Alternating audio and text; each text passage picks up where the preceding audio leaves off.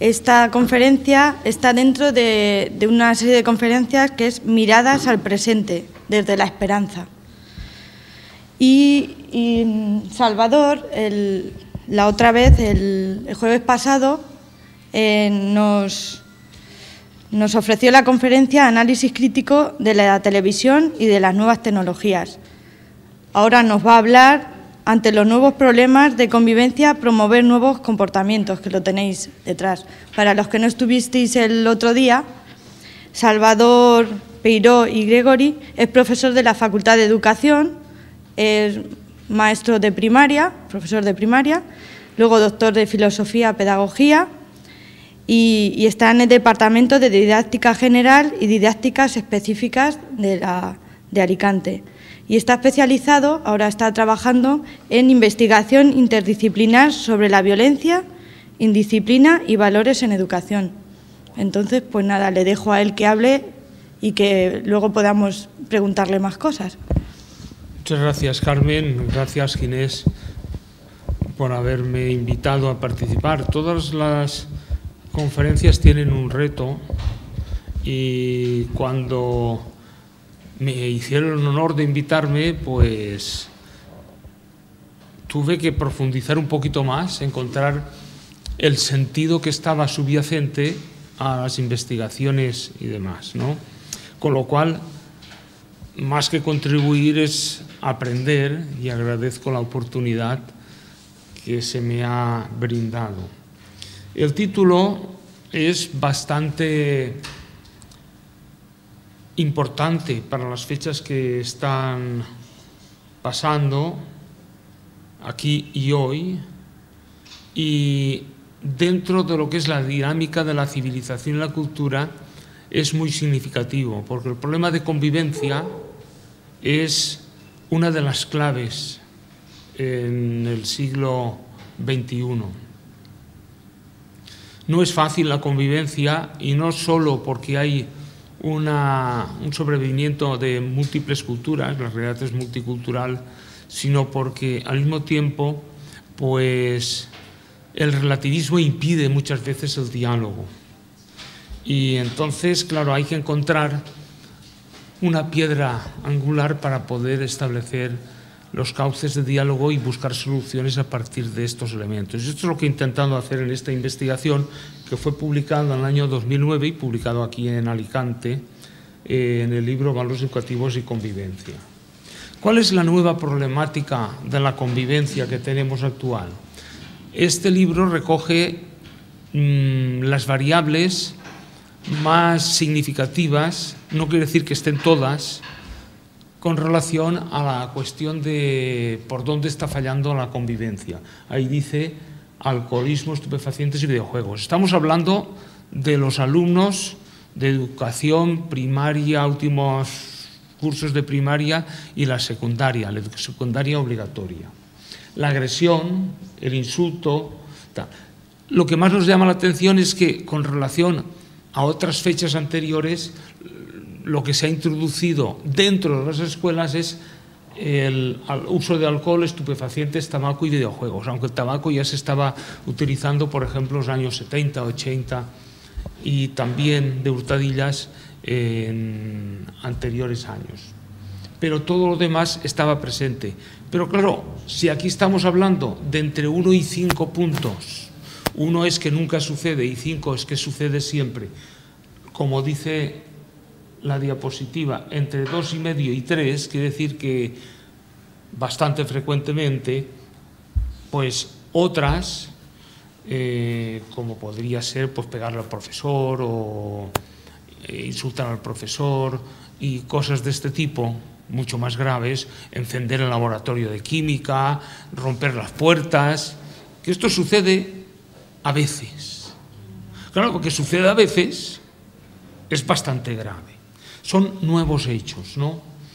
En la Generalitat Valenciana, nuestra administración autonómica, que está trabajando en el diagnóstico a partir del plan PREV y todo esto, pues nos dice que en 2009, el informe sale en 2010, que acoso solamente hay el 0,03%, y situaciones muy graves 6,2. Lo demás es entre graves y leves. En Alicante nos llevamos el mayor porcentaje de denuncias. Según los informes que llegan a la Consellería, lo vemos en color ocre, Alicante llega casi al 50%, más que Valencia y Castellón juntas. Bueno, más que Valencia, en proporción, tiene un peso muy específico. ¿Quién nos está diciendo todo esto? Los sujetos, cuando están actuando, que no son todos, normalmente suele ser pues de un aula de 25 26, pues 3, 4 los que se portan peor, ¿no? Manifiestan, suenan, personalizar es sonar por ahí, en este caso, pero al mismo tiempo a partir de actos que salen en conciencia elaborados. Sale de la noción del concepto de hombre y al mismo tiempo de la concepción de la cultura que tiene uno, porque el hombre se realiza en la cultura. Y el problema que tenemos es que la cultura está enferma. Cuando digo la cultura está enferma, ya veremos que esto implica instituciones concretas. Ya vimos ayer una institución que es la televisión, no vamos a analizar otra institución que es la familia, pero se puede ver, es decir, detrás de la cultura enferma hay personas con nombres y apellidos. Por ejemplo, el malestar de la cultura, en lo que es específico de lo que más está configurando la personalidad de los alumnos, de los chicos, de los adolescentes, es la presencia de la violencia. Antes la violencia, la tenemos en la columna de la izquierda, se resolvía felizmente. Pensemos en todos los cómics que, bueno, es que hay jóvenes que no leyeron esos cómics, ¿no? Pero normalmente estaba ligada a la situación de justicia. Sí que había tortazos, bofetones, etcétera, etcétera, pero se planteaba, bueno, eso es justo o es injusto, y lo soluciona de esta manera y demás. Y siempre con relación a situaciones concretas. Y siempre para resolver conflictos. Mientras que ahora, si miramos dibujos animados, cualquier cómic, etcétera, etcétera, vemos que no es para solucionar problemas. No se trata de conflictos, no hay valores de por medio, es más destruir por destruir. Claro, si tenemos en cuenta el soporte bioneurológico de la persona, en donde las células, las neuronas, relacionadas con la violencia, están relacionadas con el sexo, y ahora se mezcla todo esto. Pero vamos, en las conversaciones, en la televisión, en algunos libros, bueno, en muchos libros de educación, etcétera, etcétera, vemos que la cultura no solamente la informal, sino la cultura real de los centros educativos, pues está manifestando esa enfermedad. Como dice el sociólogo francés de Barbier, el problema es que tenemos una crisis de sentido. Normalmente la gente no sabe quién es uno. Claro, si yo no sé quién soy yo, ¿cómo puedo autocontrolarme?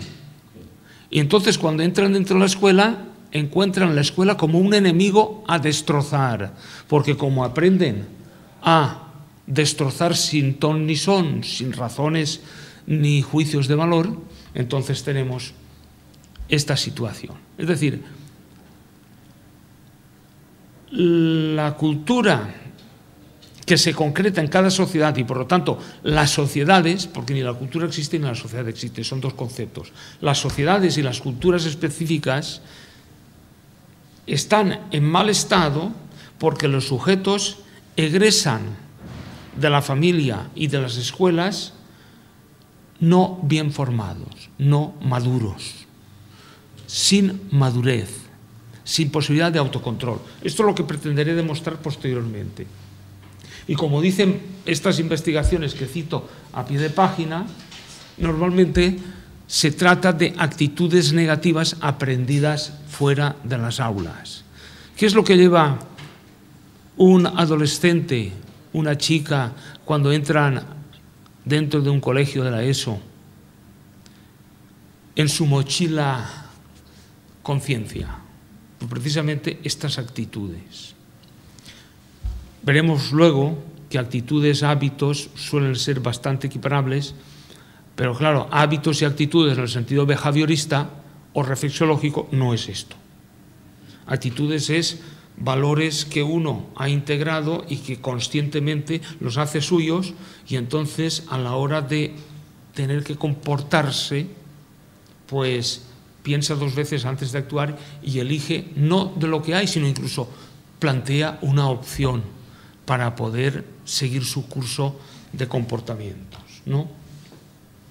La violencia, como dice el cardenal arzobispo de Madrid, Monseñor Rouco, está de acuerdo con estas investigaciones sociológicas y de antropología cultural. Si estamos en el diálogo fe-cultura, vemos que lo que dice precisamente una de las voces de la Iglesia, en este caso no el primus inter pares de los obispos, sino, digamos, de todos los obispos de España, pues el que es el elegido para coordinar, etcétera, ¿no? Por lo tanto, una autoridad tiene. Vemos que está coincidiendo en el diagnóstico. El problema es que hay una crisis de moral, una crisis, como decía de Barbier, el sociólogo francés, de identidad, es lo mismo que una crisis moral. Entonces, vamos a ver pues cómo despejamos esta incógnita dentro de la escuela. Si decíamos que la sociedad se concreta o vive dentro de culturas, o nosotros nos relacionamos configurando sociedades mediante culturas concretas, sucede exactamente lo mismo dentro de las instituciones educativas. Toda institución educativa tiene tres dimensiones culturales: la instructiva, normativa y expresiva, esos tres quesitos. La instructiva, lo que está en las enciclopedias. O cuando un profesor dice, es que soy profesor de lenguaje y no tengo por qué enseñar normas y valores. Pues él está instruyendo. O el de matemática, pues yo soy profesor de matemáticas y no tengo por qué enseñar normas y valores. Pues está instruyendo. La normativa precisamente es el conjunto de normas y valores que dan sentido a los procesos educativos de esa institución educativa. ¿Me seguís o voy muy aprisa y muy en las nubes? Y la expresiva es cómo se comportan profesores y alumnos generando un clima en ese centro, un clima social de enseñanza-aprendizaje, un clima positivo, negativo, neutro no, porque no hay clima neutro, no hay enseñanza neutral. ¿Está claro? Entonces, precisamente, tenemos que el error que se está produciendo en los centros educativos es centrarse solamente en lo instructivo, con lo cual se impide que los alumnos lleguen a lograr el diálogo consigo mismo. Es decir, como diría un catedrático de didáctica ya fallecido de la Universidad Complutense de Madrid, Arsenio Pacios, dice, generar la autoactividad, la actividad interna. Entonces, ese diálogo interior, que el tomé yo de esta cita de un libro sobre el encuentro de educadores cristianos que hubo en el Congreso reciente, pues es importante. Entonces, si el sistema educativo, en cuanto a la manera de dar educación, solamente reduce la cultura escolar al proceso instructivo y se deja en el tintero el normativo y expresivo, a no ser que sea para castigar, con lo cual entraría dentro de lo instructivo con aplicación del estímulo-respuesta, como haría Pavlov en la escuela reflexiológica o Skinner en la escuela conductista, muy a bien dentro de las dictaduras. Tenemos también otros errores, como es la interpretación que se hace sobre qué es violencia. Ahí tenemos la respuesta que hace el defensor del pueblo español a una demanda sobre qué es violencia escolar que le hace el gobierno vasco. Y me llama mucho la atención todo lo que dice ahí, pero ahí señalo con flechas. O sea, fenómeno que se da en conflictos entre alumnos, o sea, entre profesores y alumnos, no. Segundo, es decir, entre iguales, redunda en esto. Después, reiterados y no esporádicos. Bueno, si uno le pega un navajazo una vez a otro, eso ya no es, porque no es reiterado, ¿no? Pero que hay abuso de poder, grupo. Pero lo que más me llama la atención es esto, los cuales se perciben como víctimas. Es decir, y aquí hay un error garrafal, si hay violencia, abuso, etcétera, explotación, chantaje, y el alumno no se percibe como víctima, no es violencia, por lo tanto no hay que tratarla. ¿Qué estamos haciendo? Estamos formando a estos chavales que van a ser ciudadanos como lacayos. Eso le viene muy bien a un déspota. Falta formar, claro, instrucción, este tipo de legislación positivista, etcétera, etcétera, están cogidas de la mano, ¿no? Aquí hay que plantearse realmente qué se va a fomentar, la estructura de la subjetividad de la persona, los valores. ¿No? Recuerdo un artículo de Spemann, catedrático de la Universidad, ahora es emérito, de München, la dictadura de los valores, de cuidado con enseñar valores como conceptos, que así lo que hacemos es establecer un totalitarismo. Porque enseñamos los valores y así configuramos a los alumnos como si les pusiéramos una camisa de fuerza a todos o como si les metiéramos todo dentro de una máquina a hacer morcillas y todos salen igual. Cuando digo valores me refiero a todo el ámbito de los valores. Entonces aquí tenemos la estructura que es de la subjetividad, la dimensión intelectual, percepción, imaginación, memoria, comprensión, valoración.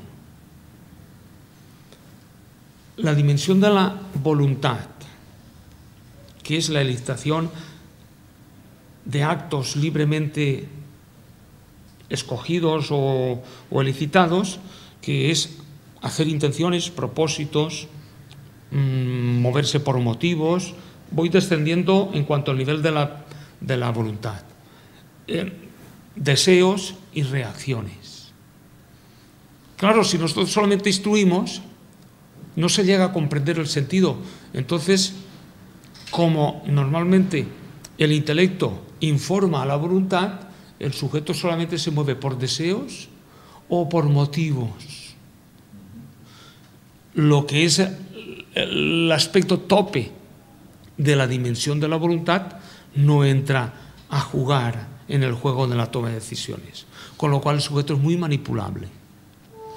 Si encima tenemos que entre intelecto y voluntad, para que el juego esté bien, está el mundo afectivo, emociones y sentimientos, si trabajamos lo de abajo de la estructura, entonces solamente desarrollamos emociones. Léase la educación sexual que se está vendiendo por ahí. Y no los sentimientos superiores que se refieren a la comprensión y a la valoración y por lo tanto orientan mejor la toma de decisiones. Y ahí tenemos el soporte de todo, que es la dimensión neurobiológica. Si solamente desarrollamos esto sin valores, el sujeto está hueco, está fofo. Porque ¿cómo van a aprender valores? ¿Cómo van a aprender la comprensión, la memoria, tomar decisiones, sentimientos, sin tener unos valores que les sirva como criterio para hacer eso? Por lo tanto, las competencias que se están vendiendo por ahí están muy bien, pero esas competencias tienen que estar arropadas dentro de un mundo de valores que le darían sentido a las competencias. Y esto que estoy diciendo es importante, porque entonces es cuando el sujeto deja de ser un mero individualista, el hombre viejo, el individuo egoísta, y transforma esos valores al desarrollarlos con otros, que diría Aristóteles, en vez de Platón, que serían solamente valores conceptos, dentro de comunidades, como diría en este caso Maritain. En este caso tendríamos que el sujeto dentro de una comunidad tendría que interaccionar con los otros y sus quimeras, o el mundo de los valores, pero al revés, disvalores, antivalores, no se convertirían en vicios, porque la comunidad diría, hombre, y entonces serían, en este caso, virtudes, actitudes, hábitos, etc. Entonces, es necesario en este caso que el sujeto, a través de la reflexión y en conciencia, decida qué hacer después de valorarlo. Al acostumbrarse a esto, tiene una segunda naturaleza que son virtudes. ¿Qué está sucediendo con respecto al tema de la indisciplina y violencia? Esta viñeta es muy expresiva. El padre pasa de todo. María, tráeme las zapatillas, voy a tomarme una cerveza y a leer, y ve en la prensa, violencia escolar. ¿De dónde lo ha aprendido? Pues de tu casa, de donde se fabrica la personalidad de los niños. Tiene juguetes, televisión, y el mayor desprecio es no hacer aprecio, que es lo que está haciendo este padre. Entonces, la peor violencia es la negligencia. Y hay muchos hogares negligentes, que esto sería cosa de otra conferencia. Es necesario, por lo tanto, la cultura normativa en la familia y en la escuela para que se consideren los fines buenos en el proyecto educativo de centro, para que orienten todos los procesos de enseñanza-aprendizaje. Claro, ¿qué valores? Ahí tendríamos el tema de la ética máxima, la ética mínima de los filósofos del derecho. Y veremos que, a mi entender, les falta bastante que recorrer. Ellos están pensando en el ciudadano ya formado, son filósofos del derecho, pero para abogados, para políticos, pero no para educadores, pero están dictando las pautas por los educadores, ¿no? Para intentar resolver qué valores son los educativos, he realizado, leyendo 3 montones. Uno, recogiendo experiencias, viendo las experiencias, qué montones, qué valores son los que proponen, un montón de valores. Luego, analizando textos, la hermenéutica, interpretando las declaraciones, constitución, leyes, acuerdos internacionales, otro montón de valores. Y luego lo que dicen los expertos, los maestros, los encuentros de profesores, etcétera, otro montón de valores. Luego los he juntado todos, he hecho un cuestionario y lo he pasado a los profesores, ¿no?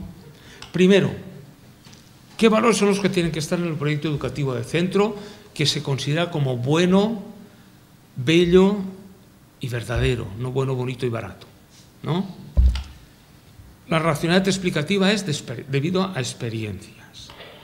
No voy a explicar cada experiencia, simplemente voy a señalar qué valores. Ahí está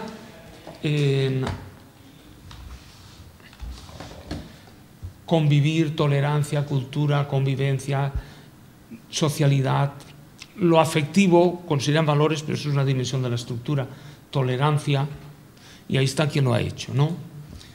Si tenemos Berkowitz, dice, bueno, lo que es contrario a los valores es el abuso, la dominancia, la irrespetuosidad. Si tenemos una investigación que hacen en Aberdeen, Escocia, dice, bueno, para aliviar y prevenir los problemas y conflictos tenemos que hay que dar más interacción a alumnos, pero en base a valores, como la armonía, la tolerancia, la responsabilidad moral, y claro, cuando decimos responsabilidad moral hay que interpretar. ¿Y qué eso qué significa? Prudencia, justicia, fortaleza, templanza. ¿Y qué hay detrás de todo eso? Pero en fin, yo sé que es justicia, fortaleza y templanza porque él explica todo esto en la revista Values Education, ¿no? Tenemos también otras experiencias que publica Moore en el 2001 y dice, bueno, los valores de tolerancia, participación, respeto, orden, obediencia. Bueno, este es ya aportan algo más. Obediencia, respeto. Si tenemos otras experiencias, escuchar, agradecer, pedir ayuda, seguir indicaciones, participar, disculparse, bondad, tolerancia, justicia. El mismo ministerio habla de habilidades de cooperar, negociar, intercambiar, competir, defenderse, crear normas, cuestionar lo que es injusto. Claro, uno acabará borracho aquí, no se trata de retener todos los valores, sino simplemente de decir, bueno, es que he consultado esas fuentes, ¿no? Y pongo la referencia. Díaz Aguado, en el 2002, planteé estos valores, pero yo en 1986, como explicaré luego, ya lo presenté en la UNESCO, en un simposio que me invitaron y hablé de ello, pero más completo, ¿no? Respeto, obediencia, comprensión, cooperación, amistad, solidaridad, tolerancia, perdón. Es decir, ya estamos un poquito más, ¿no? Luchini, en el mismo año, también dice algo que estábamos diciendo: responsabilidad, esfuerzo, sacrificio, ternura, compasión, generosidad, voluntad. Y hoy pongo un interrogante: la voluntad no es un valor, sino un elemento de la estructura de la persona. Sensibilidad, esperanza. Él dice, bueno, junto a los valores esos que están en la Constitución, libertad, solidaridad, justicia, etcétera, dice, hay otros valores más pequeños. Él cree que son más pequeños, que son estos, ¿no? Goldman, en la inteligencia emocional, habla de autoconocimiento, autocontrol, empatía. No riñen con todos los anteriores, ¿no? Uno que fue catedrático en Murcia habla de justicia para atajar las violencias, justicia, amistad, verdad, tolerancia, solidaridad, igualdad, derechos, respeto, democracia, responsabilidad, apertura, participación, cooperación. Esta experiencia es la que me dio a mí que pensar, y a raíz de la cual el profesor García Oz fue catedrático de Pedagogía Experimental en la Universidad Complutense de Madrid. Y él le vino a decir, bueno, voy a estudiar cuáles son los valores de los alumnos normales que no fracasan ni se portan mal, aquellos que tienen autocontrol. Hizo un análisis factorial después de estudiar muchos casos y vio lo que se observaba a simple vista y decir, bueno, son alegres, generosos, sinceros, laboriosos, son responsables y tienen voluntad. Luego tenían un primer nivel que tenías que rascar un poquito: coraje, amistad, humildad, prudencia, sencillez, honor. Luego la fortaleza y alegría costaba más de detectar. Y luego más profundo, sobriedad, tolerancia, prudencia, orden. Pero están todos presentes en la personalidad de cada uno de los chiquitos. Segunda cuestión: la racionalidad justificativa. Es decir, aquello que no se hace experimentalmente, pero uno lee un texto y dice, bueno, de aquí saco esto, de aquí tal, ¿no? Declaración Universal de los Derechos Humanos. Entendimiento, tolerancia, amistad, no discriminación racial y religiosa, paz. Y luego enumera más valores: democracia, dignidad, igualdad, etcétera, ¿no? La Constitución española que disfrutamos ahora: igualdad, tolerancia, libertad, convivencia, cooperación, solidaridad, paz. La Organización Internacional de Estados Iberoamericanos, o Organización Iberoamericana de Educación, lo que hace es, después del encuentro de todos los ministros de Educación, proponer estos valores para todos. Cada uno los asume, pero luego hace lo que quieren, pero en fin, es racionalidad justificativa. Democracia, cooperación, solidaridad, prójimo, respeto con el yo y el prójimo, ciudadanía, respeto al medio ambiente y espiritualidad. Es importante. Esto lo ha subrayado y lo ha asumido España. El Consejo de Europa en 1993, la Declaración de Viena, respeto a la religión y a las tradiciones y costumbres propias de cada cultura. Esto también lo ha asumido España. La Conferencia Internacional de Educación de la UNESCO, en el Board Internacional de la Educación, tenemos que impedir la intolerancia, la violencia, el racismo, la xenofobia, la exclusión, el nacionalismo agresivo, la uniformidad, con lo cual sería en este aspecto. Spemann, que he citado antes, en Ética, Cuestiones Fundamentales, empieza también a plantear algo en este sentido, pero no enumerando valores, sino el sentido que debe tener la relación entre unos sujetos y otros, pero que no desdice de los otros valores. La conferencia que dio el entonces cardenal Ratzinger en la Embajada de Francia, fue invitado ante el cuerpo diplomático, dice: norma, norma, norma, pues antes de las normas positivas ha de haber valores. Y entonces él apela a la ley natural, es decir, a la persona, como fuente de qué valores para autorrealizarse, ¿no? Es el libro Verdad, Valores y Poder, editorial Rial, ¿no? Y es importante lo que recoge como síntesis de muchos documentos el Instituto Social León XIII, en Constructores de la Paz, dice: la reconciliación. Esto es importante porque esto especifica mucho más lo que es la cultura cristiana, la raíz cristiana de la cultura occidental. Y me gusta citar a Turiel porque está en línea convergente con lo que dijo el cardenal Ratzinger, ¿no? Bastante tiempo antes, ¿no? Dice: no hay que confundir la norma con la moral. La norma es para los grupos, uniformiza; la moral es interior y apela poco más o menos a la responsabilidad. Las convenciones, como son las normas, tienden a uniformizar. Y si vamos a regirnos por normas y no hay criterios morales, pues echa la ley, echa la trampa, cumplimiento, etcétera, etcétera. Entonces hay que fomentar la moralidad intrínseca, pero no para que se quede de puertas adentro, sino para que uno elicite planteamientos propositivos como intenciones y propósitos para luego autocontrolarse, ¿no? Él mismo plantea también en este libro, dice: en vez de la ética máxima y mínima, hay una ética intermedia. Dice que uno quiere cultivar la dimensión estética sobre el modernismo, pues se va a la exposición de arte moderno. Fortalecer los músculos, es decir, los valores, ejercitar los valores físicos, pues se va a un gimnasio o a hacer deporte. Y yo me pregunto aquí, a estas alturas del discurso, entonces, si vamos a dar la ética mínima que postulan los filósofos del derecho o de la política o de la Constitución en los centros educativos, es decir, lo que dice la Constitución: justicia, democracia, libertad, ¿con eso es suficiente? ¿No se necesitan otros valores para que los alumnos puedan lograr su madurez? Esto lo responderé más después, ¿no? Tercer montón: valores debidos a la fenomenología.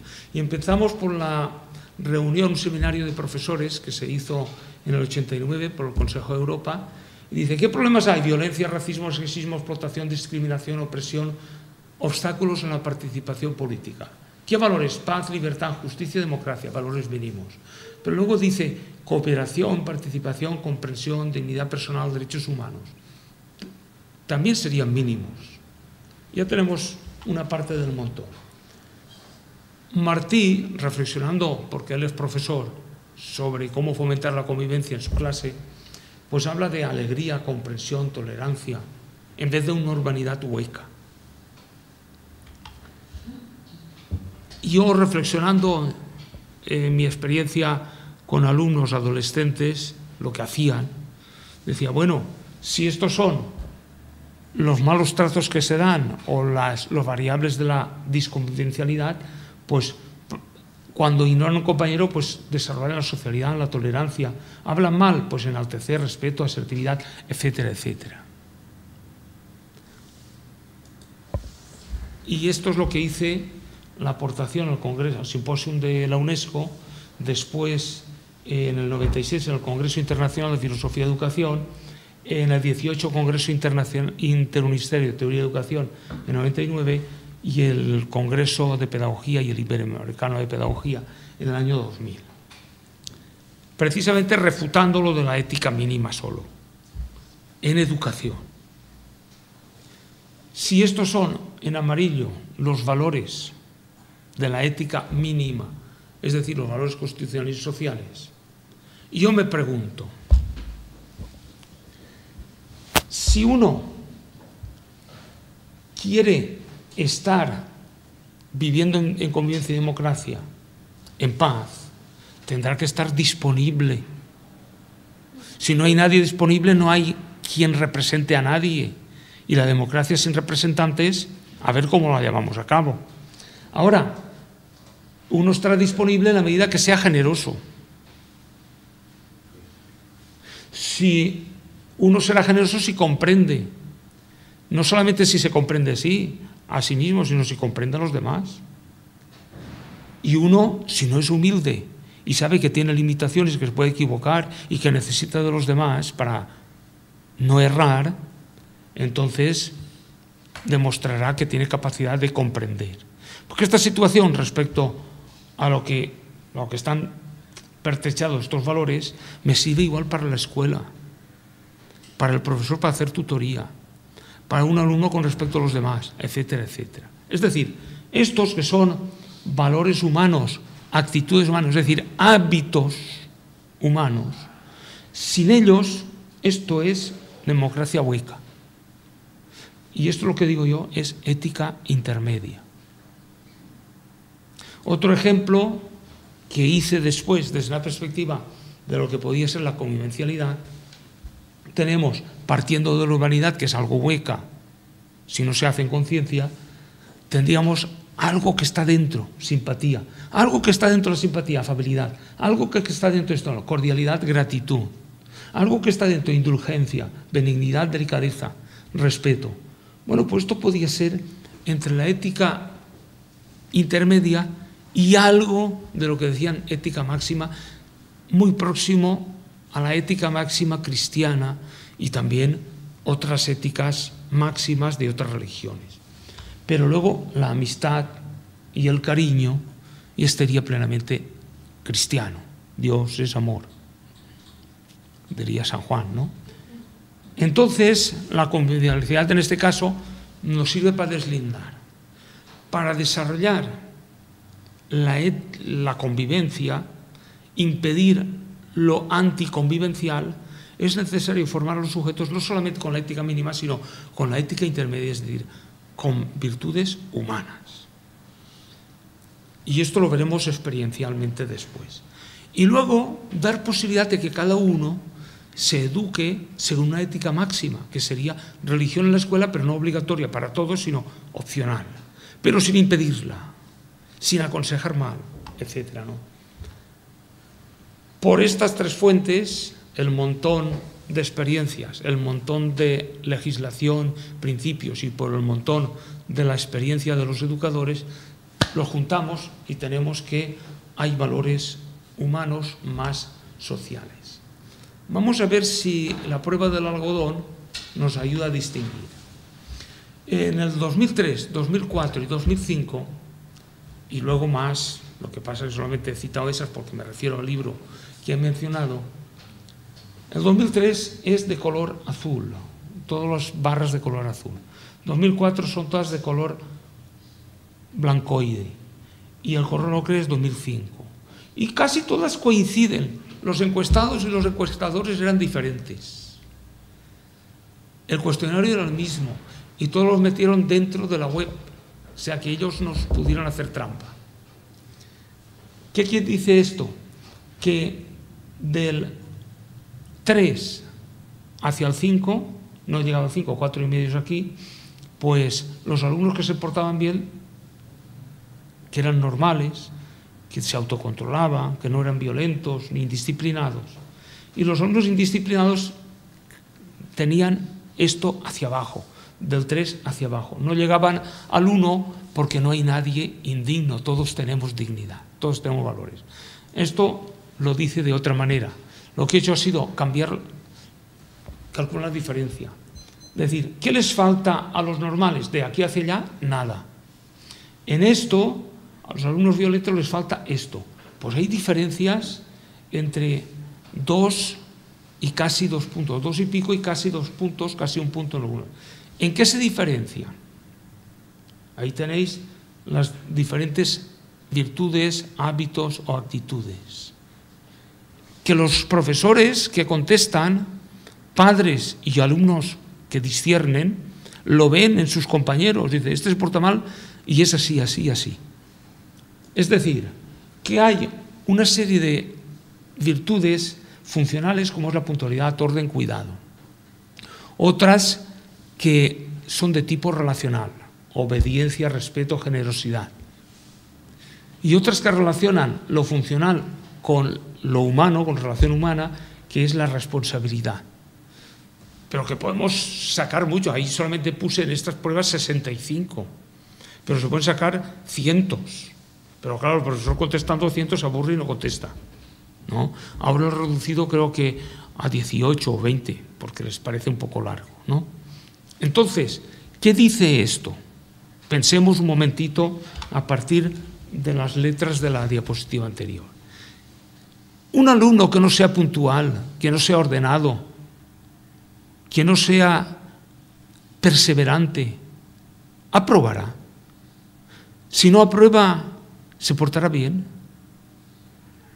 Es que tenemos la clave, es decir, la clave para el éxito escolar y la clave para el autofortalecimiento de la propia voluntad son las virtudes humanas. Y que estas son compatibles con cualquier creencia, con cualquier filosofía. Un sujeto con unas virtudes humanas fuertes, con su credo, lleva adelante sus propósitos. Y con estas virtudes humanas débiles, no llega a alcanzar, no persevera. Y tira la toalla. Se hacen objetores, llegan tarde a clases, es decir, las variables que van en contra de la convivencia, ¿no? Bueno, pues, aparte de esa experiencia en años consecutivos, ahí tenemos el primer caso que hice en México, en Zacatecas, en el estado de Zacatecas, en el año 2003. Ellos por internet contestaron el cuestionario porque tenía que dar un curso a profesores de magisterio que ellos prepararon a los maestros, y eran unos 60. Y ellos decían, los adolescentes aquí, y es prácticamente lo mismo, pero un poco más diferente. Y abajo tenemos en Buenos Aires, que tenemos también esas diferencias. Y no se pusieron de acuerdo los de Buenos Aires con los de Zacatecas ni con los de aquí. También he hecho en diferentes centros, y también lo hice, por ejemplo, en Chile, en Venezuela, etcétera, y me da siempre lo mismo, ¿no? ¿Qué pasa si los alumnos no tienen estos hábitos humanos? El profesor pasa a ser un entretenedor, un cuidador. El alumno, ¿qué busca en las aulas? Se busca a él mismo, busca diversión, juega con el ordenador, etcétera, ¿no? Los políticos, ¿qué quieren? Pues adaptar las instituciones al medio. Exigir esto, pues un poco costoso, etcétera, ¿no? Y entonces la escuela pierde el timón. En vez de formar humanamente a los estudiantes, está haciendo como una especie de disco duro, instrucción, y el informe PISA-TALIS nos dice que detrás de los éxitos de la instrucción está familias cohesionadas, proyectos educativos de centro con valores, y todos están coordinados en función de esos valores, etcétera. Es decir, que a la combinación de actitudes, virtudes o hábitos sociales con humanos es la clave del éxito y de la convivencia. Por lo tanto, como dice Toníes, sin comunidad no hay moralidad, pero sin sociedad no hay progreso.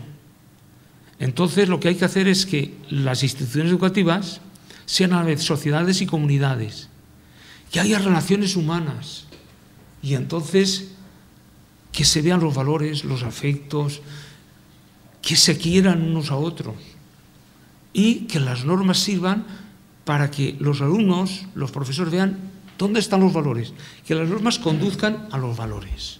Esta es la clave. Me lo dice también TALIS y PISA. Bueno, hablemos ahora